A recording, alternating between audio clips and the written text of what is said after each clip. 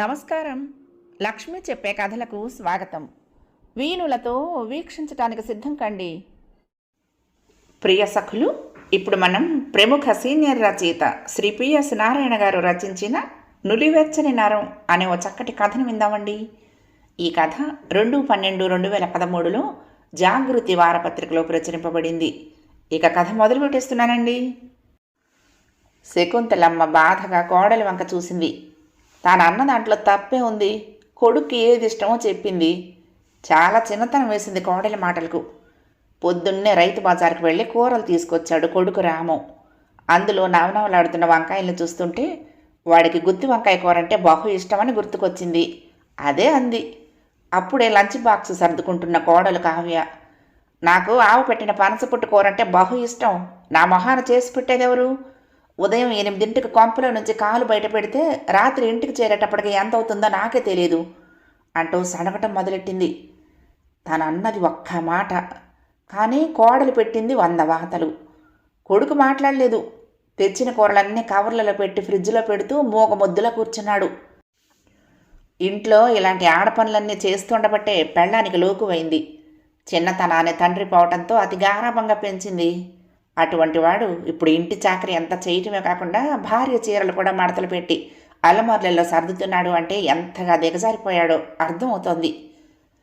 తాను నోరు తెరిచి అంటే నసుగుతున్నట్టుగా ఏదో సమాధానం చెప్తాడే కానీ చేసే పనిని మాత్రం మానడు. ఆ గొణుగుడు భార్య ముందు వాడి చేతగాని తనవలా స్పష్టంగా తెలుస్తూనే ఉంటుంది. అసలు తను ఎప్పుడైనా తన భర్త ముందు నిలబడి మాట్లాడిందా? నలుగురిలో ఆయన ముందుకు వచ్చిందా? మరి అవసరపడి రావలసి వచ్చినా చీర చెంగంతా భుజం నిండా కప్పుకుని గడపవతల తల వంచుకుని నిలబడటమే తప్ప. మరి ఈవిడగారు జుట్టు విరబోసుకొని వెధవ డ్రెస్సులు వేసుకుని స్కూటర్ ఎక్కి రైహమని మగరాయుడిలా రోడ్డు ఎక్కేయటమే. నలుగురు నవ్వుతారనే జ్ఞానం కూడా లేకుండా ఆవిడగారి పనులు తనకు నచ్చక ఆగలేక తనేమన్నా అంటే తన చేతుల్లో పెరిగిన తన కొడుకు నీకేం తెలియదులే అమ్మా అన్నట్టుగా తన వంక ఓ వెధవ చూపు చూసి వినపడకుండా ఏదో నసిగేస్తాడు.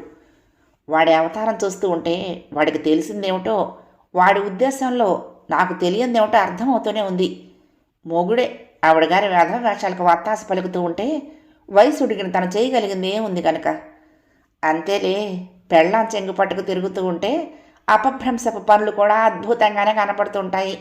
ఈ వయసులో చూడలేక చచ్చేది తనలాంటి వాళ్లే. అయినా తను మాత్రం ఇంకా ఎన్నాళ్ళు బతికి చేస్తుంది కనుక మారుతున్న రోజులతో పాటు తనని మారమంటాడు కొడుకు. ఏం మారుతున్న రోజులు? చక్కగా చీర కట్టుకోకుండా బోడి డ్రెస్సులు వేసుకోవటం మారటవా? జడేసుకుని పూలు పెట్టుకోకుండా జుట్టు వెరబోసుకుని రోడ్లెమ్మడ తిరగటం మారటవా? పరాయి వాళ్ళని కూడా లేకుండా ఇంటికి వచ్చిన వాడి స్నేహితులు ఎదురుగ్గా కుర్చీలో మగరాయిళ్ళ కూర్చుని సవాళ్లు తీయటం మారటవా? ఇవేనా మారుతున్న రోజులు నేర్పుతున్న పాఠాలు? అసలు అవన్నీ సాంప్రదాయపు పనులేనా? చిచ్చి, చెప్పుకుంటే సిగ్గుచేటు. ప్రతి మగవాడు కనకదాసుడు కాంతాదాసుడు అయిపోతుంటే ఆడవాళ్ళపై అదుపు ఎక్కడుంటుంది? ఇప్పుడే ఇలా ఉంటే రేపు పిల్లాడో పుడితే ఇంకెలా ఉంటుందో. ఇంట్లో వంటైనా చేస్తుందా? మొన్నటికి మొన్న తన పెదనాన్న కూతురు బెంగళూరులో ఉంటుంది. అత్తాపూర్లో ఉన్న తమ్ముడి దగ్గరకు వచ్చి తనను చూడాలని అంత దూరం నుంచి ఆటో చేసుకొచ్చింది. అది లోపల కాలు పెడుతూ ఉండటం, ఈవిడగారు స్కూటర్ ఎక్కి తయ్యన పరిగెత్తడం ఒకేసారి జరిగాయి. దాన్ని చూసన్నా ఆగొచ్చు కదా. పోనీ టైం అవుతుంది, పెదరాళి వస్తాను వెళ్ళబోకండి అని ఒక్క మాట అంటే ఎంత మర్యాదగా ఉంటుంది? ఓహో, హలో అంటూనే రయ్యం దూసుకుపోయింది. ఈ కొంపకు తను లేకపోతే చుట్టమంటూ ఎవరైనా వస్తారా అని. ఆ వెధవే రా పిన్ని అంటూ దాన్ని లోపలికి తీసుకువెళ్ళి కూర్చోబెట్టి మంచినీళ్ళు ఇచ్చాడు. ఆడంగి వెధవ. అది నవ్వుకుంటుందనైనా సిగ్గులేదు.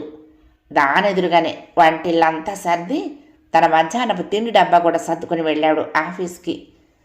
వనజ వస్తున్నట్టుగా ఫోన్ చేయటంతో మియాపూర్ నుంచి తన అన్నయ్య వచ్చాడు.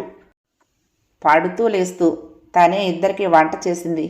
చేస్తున్నంతసేపు ఉండబట్టలేక కోడలి వేధ వేషాలు, కొడుకు చేతగాని తనము చెబుతూనే ఉంది. వాళ్ళిద్దరూ నవ్వుతూనే ఉన్నారు. ఇది అన్ని కొంపల్లో ఉండే భాగవతమే కానీ దాని గురించి ఆలోచిస్తూ బుర్ర పాడు చేసుకోబోకక్కయ్య, అందుకే నీకు బీపీ తగ్గటం లేదు అంది వనజ అనునయంగా. అన్నయ్య అయితే తరాలతో పాటు మనము మారాలి. పాత వాటిని పట్టుకు వేళ్లాడతానంటే ఎలా? నేను చెప్తూనే ఉన్నా, ఈ గోలంతా దీనికి నా దగ్గరకు వచ్చేసేయి అని. మీ వదినకు నువ్వంటే ఇష్టమే. ఇంట్లోనా చేసేందుకు వంట మనిషి ఉంది, పనివాళ్ళు ఉన్నారు. మా పిల్లల అమెరికా నుంచి, ఆస్ట్రేలియా నుంచి ఎప్పుడో 2 ఏళ్లకో 3 ఏళ్లకో ఒకసారి వచ్చి 10 రోజులుండి వెళ్తారు. మన ముగ్గురం హాయిగా ఉండొచ్చని చెప్తూనే ఉన్నాను అన్నాడు. వాడు చెప్పేది బాగానే ఉన్నా తన భయం తనది. తను కూడా ఇక్కడ లేకపోతే వాడికి అది అన్నమైనా వండి పెడుతుందనే నమ్మకం ఏమిటి? వాడి చేతే వండిస్తుందేమో. అదే అంది తను. వాళ్ళేడు పెదో వాళ్ళు ఏడుస్తారు, నీకెందుకే మధ్యలో అంటూ పక్కపక్క నవ్వుతాడు అన్నయ్య. నవమాసాలు మోసి కని పెంచింది తాను. వాడి ఇంట్లో అడవా చాకిరీ చేస్తూ అర్ధాకలితో బ్రతుకుతూ ఉంటే తను భరించగలదా? బాధపడుతూ తనలో తానే అనుకుంది శకుంతలమ్మ. ఇక కోడలి కావ్య బాధ. నన్ను మా అమ్మ నాన్న పువ్వుల్లో పెట్టి పెంచారు. కోరిక నాలుక మీద ఉండగానే కోరుకున్నది చేతిలో ఉండేది. పెళ్ళయి ఇంట్లో కాలు పెడుతున్నప్పుడే అమ్మ చెప్పింది, ఇక నుంచి అత్తగారే నీకు అమ్మ అని. తను ఆమెను అలాగే చూసుకుంటున్నది. ఆమె కాలు కదపాల్సిన అవసరం లేకుండా అన్ని పనులు చేస్తోంది. కానీ ఆవిడెప్పుడో రయ్యను ఇంట్లో పరిగెడుతున్న సమయంలో కొడుక్కి అమర్చినట్లుగా తను ఇప్పుడు అమర్చాలంటే అయ్యే పనేనా? ఆమెలాగానే తను ఇంట్లోనే ఉంటే అందరి అవసరాలు తీర్చేందుకు వీలుగా ఉండేది. తనకు అలా వీలు పడదు. మొగుడితో పాటు తను ఉద్యోగం ఏడుస్తోంది. ఆ సొమ్మును తనేమి తన పుట్టింటికి చారేయటం లేదుగా. తామిద్దరే ఏం చేయాలో నిర్ణయించుకుని కలిసి ఖర్చు పెట్టుకుంటున్నారు. అంతేకాదు, ఆమెకు వీసమెత్తు లోపం లేకుండా అన్నీ అమరుస్తున్నా ఆయనగారు బయట నుండి ఇంట్లోకి రావటం ఆలస్యం. మంచినీళ్ళు అమ్మా కావ్య అంటూ ఒక ఆజ్ఞ. అతనేమన్నా పరాయి మనిషా, ఇంటికొచ్చిన బంధువా? ఇంటి మనిషి వంటింట్లోకి వెళ్ళి ఫ్రిడ్జ్లో బాటిల్ తీసుకుని త్రాగలేడా? మరి తను ఇంటికి రాగానే ఆమె ఏమన్నా తెచ్చి తనకు అందిస్తున్నదా? ప్రొద్దుటికి ప్రొద్దున్న కొడుక్కి గుత్తొంకాయ కూర అంటే బహు ఇష్టం అంటూ ఓ కుంటి కోత. ఆమె కొడుక్కి తను ఏమీ చేసి పెట్టనట్లు తనకు చేతనైనవన్నీ చేస్తున్నది. అతని కోరికలన్నీ వీలైనంత వరకు తీరుస్తూనే ఉంది. ఆ గుత్తొంకాయ కూర కొడుకు ఇష్టమని అంటున్నదో, తనకే 4 పీకుతూ ఉండగా అంటున్నదో తెలిసి చావటం లేదు. అంత కొడుకు ఇష్టమైతే ఎప్పుడో ఓపిక చేసుకుని తనే చేసి అన్నంలో కలిపి ముద్దలు చేసి నోటికి అందించచ్చు కదా. ఇంట్లో పనికిరాని పనులన్నీ చేయటానికి బాగానే లేచి తిరుగుతూ ఉంటుంది. తనను కన్న అమ్మా నాన్నలకి తనేమీ చేయటం లేదు. అయినా వాళ్ళు తనని ఒక్క మాట అనరు. ఎంత మొగుడైతే మాత్రం నిన్నగాక మొన్న తన జీవితంలోకి వచ్చిన ఈయనగారికి బానిసలా అన్ని పనులు చేయాలా? తను చస్తే చేయదు. ఆయన మీద ద్వేషంతో కాదు, నిర్లక్ష్యంతో కాదు. తన బుర్రలోనూ ఓ నరం ఆయనంటే పడి చచ్చేలా ఎల్లప్పుడూ పీకుతూనే ఉంటుంది. తామిద్దరూ ఆడుతూ పాడుతూ కలిసి ప్రతి పని చేసుకోవాలనేది తన కోరిక. ఇందులో ఆయన భార్య విధేయుడయ్యేది లేదు, తను భర్తకు సేవకురాలయ్యేది లేదు. అదే భార్యాభర్తలకు సరైన నిర్వచనం. ఏ దంపతులకైనా జీవితం 3 పువ్వులు 6 కాయల్లా వెలిగిపోవాలంటే చేతిలో చెయ్యేసుకు తిరిగితేనే లభిస్తుంది. ఎప్పుడో పల్లెటూళ్ళలో పెద్ద కుటుంబంలో ఓ బానిసలా బ్రతికిన ఆమెకు ఈ జీవితంలోని థ్రిల్ తెలుస్తుంది. ఆమెవన్నీ బోడి ఆలోచనలు, బోడి మాటలు. అప్పటికీ తను అప్పుడప్పుడు చెప్తూనే ఉంటుంది మర్యాదగా, మీకెందుకు వచ్చినాయి ఆ అత్తయ్య గారు, మీరు కదలకుండా కూర్చుని ఈ రామాయణమో భారతమో చదువుకోండి, లేకపోతే వెంకటేశ్వర భక్తి ఛానల్ చూస్తూ కూర్చోండి, నేనున్నానుగా ఇంట్లో పనులన్నీ చేసేందుకు అంటే, అమ్మో వాడికి సమయానికి అన్నీ అందకపోతే గిలగిల్లాడిపోతాడు అంటూ ఓ మొక్తాయింపు. పెద్ద ప్రపంచంలో ఏ ఒక్కతే కొడుకుని కన్నట్లు. అంతదాకా ఎందుకు? 8 గంటల ఆఫీసులో పనిచేస్తున్నప్పుడు చీర కంటే డ్రెస్సే హాయిగా ఉంటుంది. తను డ్రెస్ వేసుకున్న రోజు ఉంటుంది ఆమె ముఖం తుమ్మల్లో పొద్దుగూకినట్లు. చెప్తూనే ఉన్నది అవకాశం దొరికినప్పుడల్లా భర్తకు. ఆమెకు వయసు వచ్చింది, ఏమీ చేయలేదు. కానీ పాత చింతకాయ పచ్చడి ఆలోచనలతో మనకు శాంతి లేకుండా చేస్తున్నది. ఓ కార్పొరేట్ ఓల్డేజ్ హోమ్లో ఏసీ రూమ్ తీసుకుని చేర్పిస్తే హాయిగా ఉంటుంది. మనకేం డబ్బులకు కొదవా, ఇద్దరం సంపాదిస్తున్నాము. అక్కడంతా ఆమె వయసు ఉన్న వాళ్ళే ఉంటారు. 24 గంటలు వైద్యుల సాయం ఉంటుంది. కాలక్షేపానికి టీవీ ఉంటుంది, భక్తి ప్రవచనాలు ఉంటాయి. ఇంకా ఏం తోచకపోతే ముసలాళ్ళంతా చేరి కోడళ్ల మీద మనసుకు తృప్తి కలిగేలా విమర్శలు గుప్పించుకుంటూ ఆనందించవచ్చు. మీరు దగ్గర లేరనే బాధ లేకుండా ప్రతి శని ఆదివారాల్లో వెళ్ళి చూసి వస్తూ ఉండొచ్చు అని. అబ్బే ఊహో, ఆయన గారికి అమ్మను వదిలి ఉండటం ఎంత కష్టం. అమ్మ కూర్చు మరి. మరొకసారి తను ఆ మాట అంటే నాకొచ్చే జీతం మన ముగ్గురికి చాలదా, ఉద్యోగం మానేయి అంటాడు. తను బీటెక్ చేసి ఐటీలో అడ్డమైన కోర్సులన్నీ చేసింది వంటింట్లో పడి ఏడుస్తూ అత్తగారికి మొగుడికి సేవలు చేయటానికా? తను చస్తే ఉద్యోగం మానేయదు. తన పిల్లలు రాజాల్లా బతకాలి. రోజులతో పాటే మనము మారాలి. అప్పుడే జీవితాన్ని సంపూర్ణంగా అనుభవించగలుగుతాము. విశ్వామిత్రుడు త్రిశంకు స్వర్గంలో ఎలా ఏడ్చాడో గాని పెళ్ళైన తర్వాత నా బ్రతుకు కాలే పెనం మీద నీటి బొట్టులా అయింది అనుకుంటూ ఉంటాడు రామం. చిటపట చినుకుల్లో వడగళ్ళు పడుతున్నట్లే ఉంటుంది ప్రతిరోజు. అత్తా కోడళ్ళు పాము కప్పలై తన బ్రతుకును నరకం చేస్తున్నారు. ఇద్దరికీ ఇద్దరే, ఎవరి మాట వినరు, ఎవ్వరూ తగ్గరు. అమ్మా, నువ్వు మాట్లాడబోకే, కావ్య అన్ని చేస్తున్నదిగా, దేనికి ప్రతి దాంట్లోని కల్పించుకుంటావు అంటే చాలు ముఖం ముడుచుకుని, ఏమీ తెలియని నాపవరా, డూడు బస్వనలాగా అది చెప్పిన ప్రతిదానికి తల ఊపుతూ ఉండు, నీ బతుకు ఆడంగి బ్రతుకవుతుంది. నేను 2 కళ్ళు తెరుచుకుని కనిపెట్టుకుని కూర్చుంటేనే ఇంత అధ్వానంగా ఉందే, నోరు మూసుకుంటే ఇక నీ బతుకేమవుతుందో ఆలోచించుకో అంటుంది తల్లి. ఆమె బాధ ఆమెది. నేను ఎలా పెంచాను నిన్ను? నిన్నగాక మొన్న వచ్చినది నీ మీద పెత్తనం చేస్తుందా? హవ్వా, సంసారం చేసే పద్ధతి అదేనా? ఎవరన్నా వింటే నవ్విపోతారు. మీ పెద్దమ్మ వాళ్ళ ఇంటికి వెళ్ళి చూడు. ఆమె పూచిక పుల్లను అక్కడ పెట్టి దాటొద్దు అంటే 3 కోడళ్ళల్లో ఒక్క కోడలు అడుగు కదపదు. నేను ఉన్నాను ఎందుకు ఒక్క కోడల్ని అదుపులో పెట్టుకోలేకపోతున్నాను. మాటకి ముందు ముక్కు చీదటం, చీర చెంగుతో కళ్ళు తుడుచుకోవటం ఆమెకు అలవాటు. అప్పటికి కావ్యకు తను చెప్తూనే ఉంటాడు. ముసలామె చేదస్తురాలు. తను అత్తగారికి ఎంత గౌరవం ఇచ్చి సేవ చేసిందో తన కోడలు తనకంత గౌరవం ఇవ్వాలని, సేవ చేయాలని ఆమె మనసులో పీకుతూ ఉంటుంది. ఉన్నంతకాలం ఉంటుందా? రేపో మాపో పోయేదానికి. ఆమె చెప్పే మాటకు తాలూపితే ఏం పోతుంది అంటూ. నా బుర్రలో కదిలే నరాలు నన్ను అమ్మను దూరం చేసుకొనివ్వు. ఆమె బాధపడుతూ ఉంటే చూడలేను. నాన్న నా చిన్నప్పుడే చనిపోయినా నన్ను పెంచి పెద్ద చేసిన అమ్మంటే ప్రాణమే. కానీ నా కోసం తన వాళ్ళనందరినీ వదులుకుని వాళ్లను నాలోనే చూసుకుంటున్నా కావ్య నాకు అంతకు మించిన ప్రాణం. దానికి ఈ ఇంట నేను కాకపోతే మరెవరు అండగా ఉంటారు? అది మాత్రం మనసులోని బాధను నాకు వేక మరెవరికి చెప్పుకుంటుంది? నాకే ఏం చేయాలో అర్థమే చావటం లేదు. కావ్య చెప్పినట్టు ఆమెను తీసుకువెళ్ళి అన్ని వసతులు ఉన్న ఓ మంచి వృద్ధాశ్రమంలో పెట్టచ్చు. మరి లోకము చెట్టంత కూడుకుండి తల్లిని అనాథాశ్రమంలో చేర్చాడని నలుగురు నన్ను ఆడిపోసుకోవటానికి ఆస్కారం కలిగించినట్లు అవటం తప్ప. మనుషులకు ప్రేమలు పోయినాయి, ఆప్యాయతలు నశించాయి.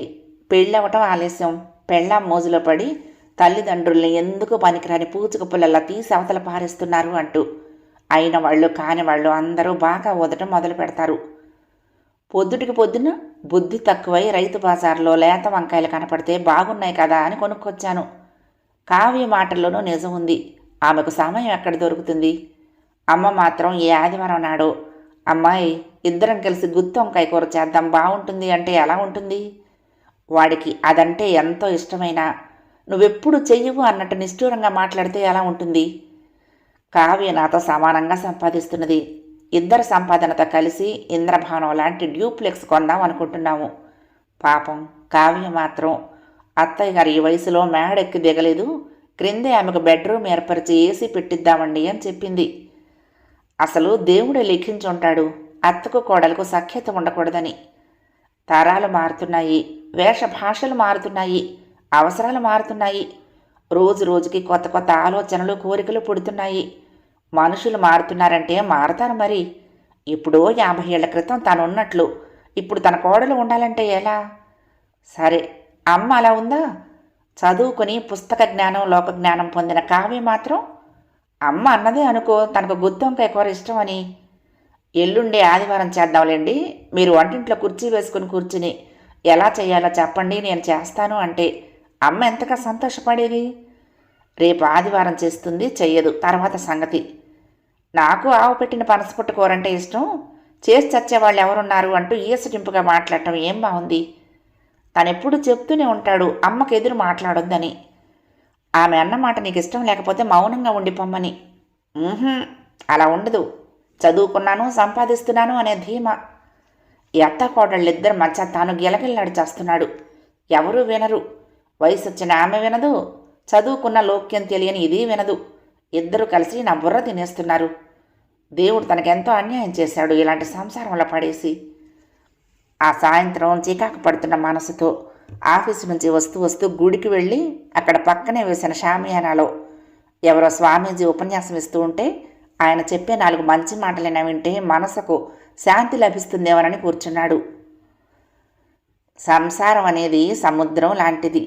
అందులో చిన్న చేపల నుంచి పెద్ద తిమింగలాల దాకా ఉంటాయి. ఆటుపోట్లు సరే సరి, అలజడులకి తుఫానులకి అంతూ పొంతూ ఉండదు. వాతావరణ మార్పులతో బీభత్సాలను ఎదుర్కోవలసి ఉంటుంది. దైవం, ఆయనతో మనకున్న సంబంధం, ఆయన చేసే సహాయం గురించి చక్కని అవగాహన ఉన్నవాడికి ఇదంతా ఒక ఆటే. అందుకే కబీర్ అంటాడు, ముందు దైవాన్ని తెలుసుకో, ఆ తర్వాత నీ ఇష్టం వచ్చినట్లు ఆడుకో అని. నిజమైన భక్తుడెవరు తన బాధల్లో దైవ సహాయం కోరడు, తన వివేకంతోనే వాటిని తీర్చుకుంటాడు. అదృష్ట దురదృష్టాల నడవడిక ఎవ్వరూ ఊహించలేనిది. వివేకవంతుడు అదృష్టాన్ని చూసి పొంగిపోడు, దురదృష్టాన్ని చూసి నిరాశ చెందడు. అవి ఎందుకు వచ్చాయో, ఎలా వచ్చాయో, ఎంతవరకు ఉంటాయో అతడికి క్షుణ్ణంగా తెలుస్తూనే ఉంటుంది. కష్టాలకు సామాన్యుల్లా దైవాన్ని నిందించడు, స్వయంకృతాపరాధాలను నెత్తిన వేసుకోడు, సాక్షిగా ఉంటాడు.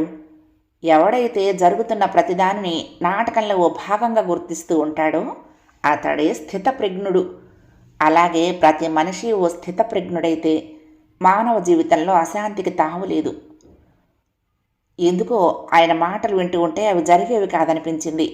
తను చూస్తూనే ఉన్నాడు కదా, 3 సభ్యులున్న తన సంసారం ఎంత కంటకప్రాయంగా ఉందో. బయటకొస్తూ ధ్వజస్తంభం పక్కగా నిలబడి ఆయన ఉపన్యాసాన్ని తాదాప్యతతో వింటున్న పూజారిని అడిగాడు, ఎవరండి ఈ స్వామి అంటూ. ఆయన 2 చేతులు పైకెత్తి నమస్కారం పెడుతూ, హిమాలయాల్లో 10 ఏళ్లు తపస్సు చేసి వచ్చి ఊరూరా తిరుగుతూ ప్రవచనాలు చెప్తున్నారు మహానుభావుడు అన్నాడు. నాలో ఓ కొంటె ప్రశ్న ఉదయించింది. వెంటనే అడిగాను, ఆయన గారికి పెళ్ళయిందండి అంటూ. పూజారి గారు చిదానందంగా నవ్వుతూ, ఆయన ఆజన్మ బ్రహ్మచారండి బాబు అన్నాడు. మరు క్షణంలోనే నేను పడుతున్న తపనంతా అవగతమైపోయింది. గృహస్థులకు ఈ ఈతి బాధలు తప్పవు. వీటి కోసం బుర్రపాడు చేసుకోవటం అంత బుద్ధి తక్కువ మరొకటి లేదు. ఇంట్లో సంఘటనలన్నీ టీవీలో సీరియల్స్ లాగా నడుస్తూనే ఉంటాయి, తప్పదు. ఒడివడిగా ఇంటివైపుకు అడుగులు వేసాగాను. కావ్య వచ్చిందో లేదో, వచ్చిన ఆఫీసులో చాకరీతో హైరాణ పడి నీరసపడి ఉంటుంది. వెళ్ళి స్టవ్ మీద ఇన్ని బియ్యమన్నా కడిగి పడేస్తే తనకి హాయిగా ఉంటుంది. అమ్మ భోజనానికి ఆలస్యం కాకుండానూ ఉంటుంది. నేను ఒడివడిగా అడుగులు వేసాగాను. కథ సమాప్తం. ప్రియ సఖులు, ఈ కథ మీకు నచ్చితే తప్పకుండా లైక్ చేయండి, షేర్ చేయండి, కామెంట్ చేయండి, సబ్స్క్రైబ్ చేసుకుని నన్ను ఎంకరేజ్ చేయండి. ఉంటానండి. ప్రేమతో లక్ష్మి, కృష్ణాతీరం దుర్గమ్మ సన్నిధానం. నమస్తే.